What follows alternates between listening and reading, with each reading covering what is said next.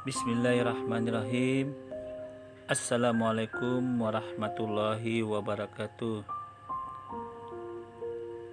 Sahabat-sahabatku yang beriman, dimanapun saat ini Anda berada, kembali ya Madia di sini mereaksi yang dengan kesaksian Ibu Tursina ini ya, yang masih ada beberapa hal yang Madia ingin sampaikan ya, karena kesaksian ini sangat panjang durasinya, makanya Madia bahas saja tema per tema agar tidak terlalu panjang juga, dan bahasan topiknya juga jelas gitu loh. Kalau tadi Madia sebelumnya di bagian Pak Ibu Tursina pertama membahas anak pada usia dini dinikahin.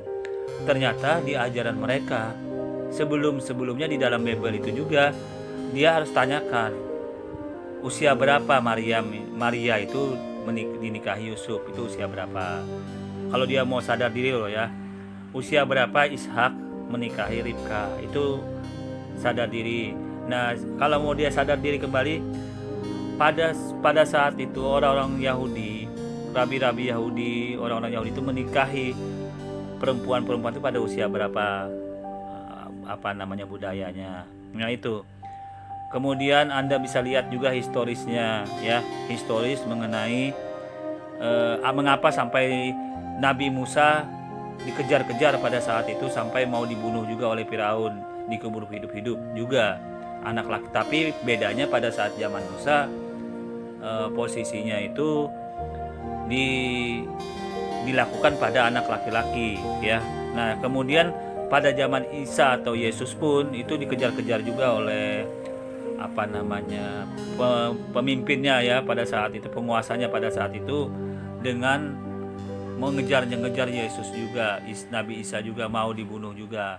Mengapa pemimpinnya pada saat itu melakukan seperti itu? Nah ini kembali ya, dalam hal ini sudah dijelaskan juga di dalam kitab suci, baik itu Taurat, Injil, dan Zabur.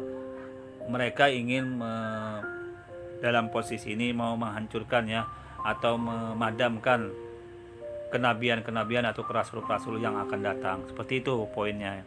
Jadi kalau menghujat Nabi Muhammad menikah dini, mereka akan siap menghujat kembali, mereka harus berhadapan dan menjawab.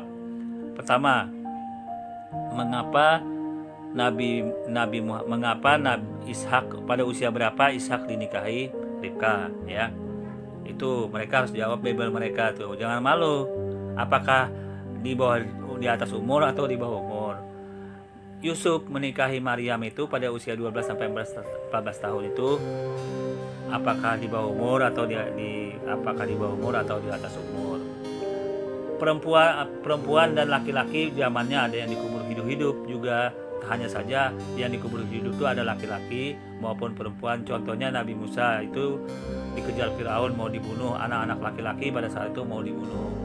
Begitu juga dalam posisi di zaman pemimpinnya sebelum lahirnya Isa atau Yesus itu sendiri juga seperti itu dilakukan.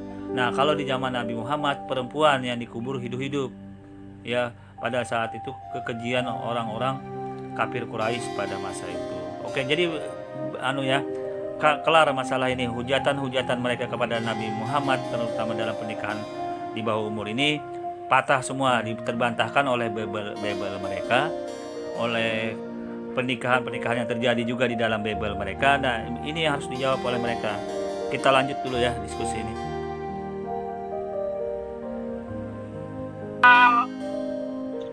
Terjadilah di Al-Quran itu banyak confuse yang membingungkan, makanya saya cari kebenaran. Silakan. Lanjut Bu. Lanjut aja Bu, confuse-nya di mana? Saya tidak melihat ada confuse pada saat orang Islam menikah 2-3 kali sehingga istrinya tidak terlantar ya. Itu bukan suatu confuse ya. Itu oknum yang melakukan itu bukan Islam. Confuse-nya di mana? Belum dapat confuse saya itu. Kenapa Pak? Di Al-Quran boleh kan istri 4 Pak? Boleh. Istri 4 boleh kok. Boleh. Muhammad aja istri 13 Pak. Apakah itu benar seorang nabi? Oke, nah kita akan jawab dulu ya. Di sini kesaksian Ibu Tursina mengatakan ya, mengapa? Apa nggak boleh katanya berpoligami? Di Al-Quran itu sudah menjelaskan berpoligami boleh 4. Ini kan sudah disampaikan oleh Ibu Tursina. Menurut ajaran Islam ya, menurut ajaran Islam kita bisa cek di pengadilan agama ya, apa sih posisi dalam hal ini menikah lebih daripada satu. Anda bisa lihat kompilasi hukum Islam yang mana sudah diatur tata cara orang yang berpoligami, karena poligami ini adalah pintu darurat apabila orang itu ingin mempunyai keturunan kandung. Dalam hal ini orang yang tidak punya anak, tapi dia mencoba untuk, karena pasangannya itu memang bisa jadi tidak bisa memberikan keturunan dengan hal-hal sebagaimana, dan dia juga mendapatkan izin dari istri pertamanya, seperti Abraham yang sudah mendapatkan izin dari Sarah untuk menikahi Hajar. Nah, ini terbuka pintu poligami. Nah, ini diterapkan juga di dalam Islam.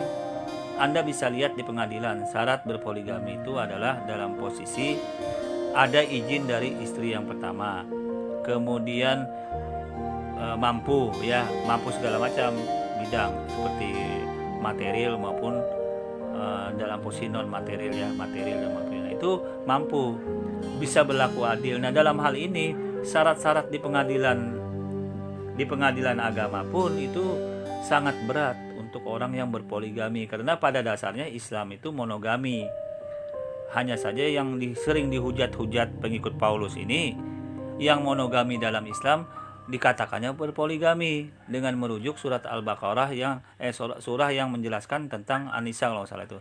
Surah yang menjelaskan tentang bolehnya berpoligami itu tadi, padahal itu pintu darurat untuk menunjukkan keadilan Tuhan ya, pintu darurat untuk menunjukkan keadilan Tuhan. Sekali lagi, bila Tuhan itu saklek dalam hal ini, maka Tuhan gak adil. Gak adil Tuhan ya. Orang itu ingin punya anak, tiba-tiba tidak bisa punya anak sampai mati, sampai bagai tua dia gak punya anak. Maka jauh berbeda antara anak kandung dengan anak angkat, itu jauh berbeda. Perasaan pun dalam hal-hal apapun itu jauh berbeda. Nah, ini yang tidak dipelajari, sehingga mensaklekan ajaran monopologami ini ke suatu ajaran yang dikatakan itu tidak baik, dikatakan berzina. Ini saklek sekali ya, saklek sekali. Kita lanjut dulu ya. Mau 20 juga boleh Bu, kalau Nabi Bu. Itu pribadi saya Pak, saya yang mencari kebenaran, mana yang benar. Saya diberi akal budi, bukan akal setan yang saya pakai akal budi dan logika Pak. Baik. Jadi gini Bu, saya tidak ingin menyanggah confuse-nya Ibu. Berarti confuse-nya Ibu itu terhadap poligami ya? Ya. Ya itu aja ya? Ya, tentang Isa Al-Masih yang dibunuh, surah Al-Baqarah 159 juga. Dan surah Al-Mu'minin 23, 5 ayat 1 sampai 5. Kasih tahu Bu Muhammad Al-Jin. Selamatkan Bu. Ya, kenapa Isa di situ Bu? Isa yang Ibu maksud di situ siapa Bu? Di mana Pak? Isa yang Ibu maksud di dalam Al-Quran tadi kan banyak Isa Al-Masih di dalam Al-Quran ya. Kita khususkan di sini ke poligami aja, ke tema poligami ya saudara-saudara, agar tidak terlalu lebar ya. Nah, di sini dalam hal ini pengikut Paulus mencoba menghujat poligami. Padahal poligami juga terjadi pada ajaran mereka di Bible. Banyak sekali tokoh-tokoh di ajaran mereka itu yang melakukan poligami. Ya, termasuk Nabi Musa, ya, Nabi Abraham, atau itu mereka Moses ya, mereka berpoligami.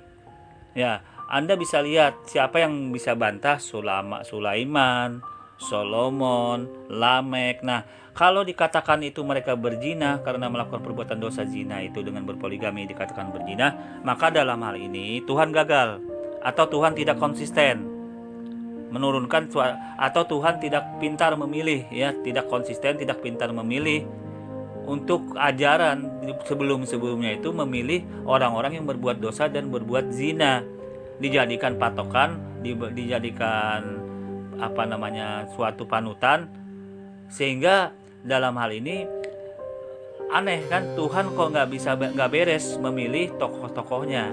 Kalau dikatakan nabi-nabi atau tokoh-tokoh terdahulu itu dengan melakukan perbuatan poligami itu dikatakan berzina. Berarti Tuhan nggak beres memilih tokoh-tokohnya. Seharusnya kalau dia beres, memilih yang baik dong, orang-orang yang baik yang tidak melakukan seperti itu. Maksudnya berpoligami dikatakan berdosa itu. Nah, berarti di sini ada satu posisi yang dilematis ya. Dilematis artinya menyudutkan ajaran terdahulu, tetapi ternyata kitab sucinya dipakai gitu loh. Menyudutkan ajaran terdahulu, ajaran di dalam kitab Taurat, anehnya kitab sucinya dipakai dan dijadikan dasar utama, sumber dasar utama dalam ajaran pengikut Paulus ini. Nah, ini posisinya yang perlu dipahami ya. Nah, ini suatu bentuk dalam hal ini ya suatu bentuk confuse juga, kebingungan ya, seperti Ibu sampaikan tadi ya, pokoknya kesaksian. Confuse juga ya, kebingungan. Kenapa di satu sisi masih meminjam atau memakai ajaran Taurat, tapi di sisi lain menyalahkan pembawanya atau nabi-nabinya seperti Nabi Musa. Seperti itu gambaran-gambarannya. Nah, jadi dalam hal ini Nabi Musa, ya anggaplah Abraham yang Anda katakan itu yang berpoligami juga. Berarti Tuhan salah atau Tuhan gak beres memilih nabi-nabi yang berzina, yang tidak baik kelakuannya. Ini suatu bentuk ya, kalau media nilai ini ada suatu hal yang aneh gitu loh. Yang anehnya di mana? Ya itu tadi, ajarannya dipakai, kitab sucinya dipakai, orangnya disalah-salahin gitu loh. Dan ini sama saja menghina Tuhan, karena Tuhan gak mungkin salah pilih. Gak mungkin Tuhan itu sang pencipta salah pilih memilih orang yang dijadikan panutan, ternyata dikatakan berdosa dan tidak benar gitu loh. Oke, saya kira untuk bahasan video masalah poligami di sini cukup jelas ya. Yang pertama poinnya, poligami itu dibutuhkan buat pintu darurat saja kalau dalam Islam, tidak seperti yang dituduh-tuduhkan poligami 3 lah 4 lah itu pintu darurat buat orang yang tidak punya anak, atau jumlah laki-laki dan perempuan itu dalam posisi tidak seimbang lagi, atau salah satu pasangan itu tidak bisa melayani pasangannya. Ini bolehkan di poligami karena ini menunjukkan keadilan Tuhan. Ini yang penting, keadilan Tuhan inilah yang mereka umat pengikut Paulus ini nggak sadar dalam hal ini. Mengapa nggak sadar? Karena Tuhan menciptakan sesuatu itu pasti ada maksud, dan maksudnya dalam hal ini pasti ada hal yang solusinya. Kalau tidak ada solusinya berarti ajaran itu patut diragukan kebenarannya ya patut diragukan. Dengan ini Maria contoh, dengan tidak imbangnya jumlah laki-laki dan perempuan saja, itu salah satu jawaban untuk poligami, salah satunya di luar masalah tidak punya keturunan ya. Kenapa? Tidak mungkin Tuhan menciptakan sesuatu misalkan laki-lakinya sedikit, perempuannya banyak, dan perempuannya itu nanti dibiarkan tidak ada pasangannya karena laki-lakinya sedikit. Berarti ini Tuhan gak adil, Tuhan gak beres menciptakan sesuatu tidak ada solusinya gitu loh. Ini artinya menunjukkan ketidakadilan Tuhan kalau menghujat poligami. Berarti menunjukkan begitu, Tuhan gak adil. Ngapain dibiarkan perempuan yang sangat banyak yang tidak ada pasangannya itu nanti bisa berbuat tidak baik, bisa jadi pelacur, tidak beres dan segala macam karena laki-lakinya kurang. Nah, mau nikah perempuan itu laki-lakinya nggak ada, kurang, jadi mau berpoligami nggak boleh. Nah itu akhirnya jadi pelacur, jadi orang nggak beres. Nah ini tidak dipikirkan oleh pengikut Paulus ya. Ini hal begini tidak dipikirkan oleh pengikut Paulus. Oke, untuk video masalah poligami ini Madia sampaikan seperti ini agar otak mereka yang menghujat-hujat ajaran Islam ya, dan sebenarnya ini juga ajaran sudah ada sejak dulu. Masalah poligami ini yang sudah cukup jelas, Islam juga pada dasarnya monogami, hanya saja poligami sebagai pintu darurat. Oke, kurang lebihnya Madia mohon maaf. Wassalamualaikum warahmatullahi wabarakatuh.